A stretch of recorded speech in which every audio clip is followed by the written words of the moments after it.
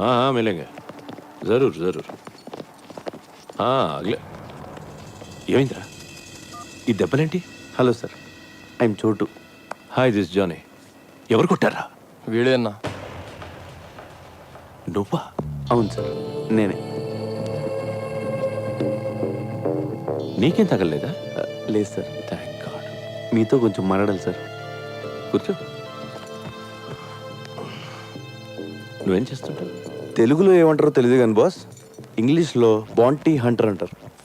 అంటే అంటే నేను పోలీసుల కోసం పనిచేస్తూ ఉంటాను బాస్. మిస్ అయిన క్రిమినల్స్ని పట్టుకుంటూ ఉంటాను. పోలీసులు ఒక 2000, 3000 ఇస్తూ ఉంటారు. కమాలే, ఏ ఇంట్రెస్టింగ్ పోస్ట్ యా. Correct sir. పోలీసులు ఎప్పటి నుంచి మెయింటైన్ చేస్తున్నారు? లేదు సార్, ఇది నేనే క్రియేట్ చేసుకున్నాను. Superb man, I like your idea. Thank you sir. మీ మనోజ్ని అరెస్ట్ చేసిన కోపంతో మీ వాళ్ళని చంపేవారు సార్. అమ్మ నాన్న లేని వాడిని ఎవరికీ తెలియకుండా చచ్చిపోతే బాగోదు కదా సార్. It's true man. మీ మనోజ్ మీద నాకు ఏ కోపం లేదు సార్. Please understand my profession. దయచేసి నన్ను టార్గెట్ చేయకండి సార్.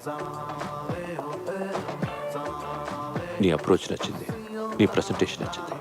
ఓకే, నేనేం చేయి ఇక్కడికో. నిజమా సార్? Thank you sir. నీ పేరేంటన్నా?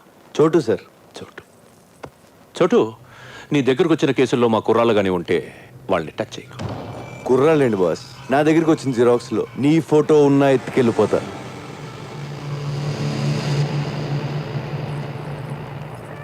ఇప్పటిదాకా conversation okay, but I didn't like this. అవి మార్చాలి.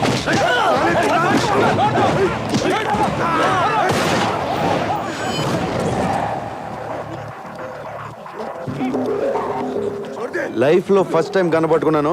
టెన్షన్ పెట్టకండి, ఎవరిని కాల్తానో తెలియదు. వీడిని ఎందుకు పట్టుకున్నానండి బాస్? వీడి పేరు Ravi, son of Prakash Rao, Malakpet. Rape case, దొమ్మి కేసు, మర్డర్ కేసు లాంటి చాలా కేసులు ఉన్నాయి వీడి మీద.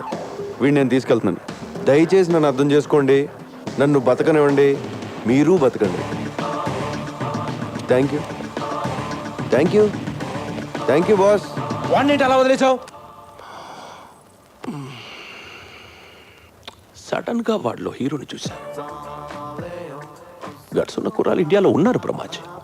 నేనెప్పుడు లేరు లేరు అనుకుంటాను. లేకిన్ హే, నువ్వు నాకు అర్థం కావట్లా. నువ్వు ఒక్కడివి నన్ను అర్థం చేసుకున్నావు అనుకున్నా, కానీ నువ్వు కూడా నన్ను అర్థం కావడ్డావేంట్రా? దిక్కు, I'm not a fool to leave him. Ravi case మలక్పేట్లో ఉంది.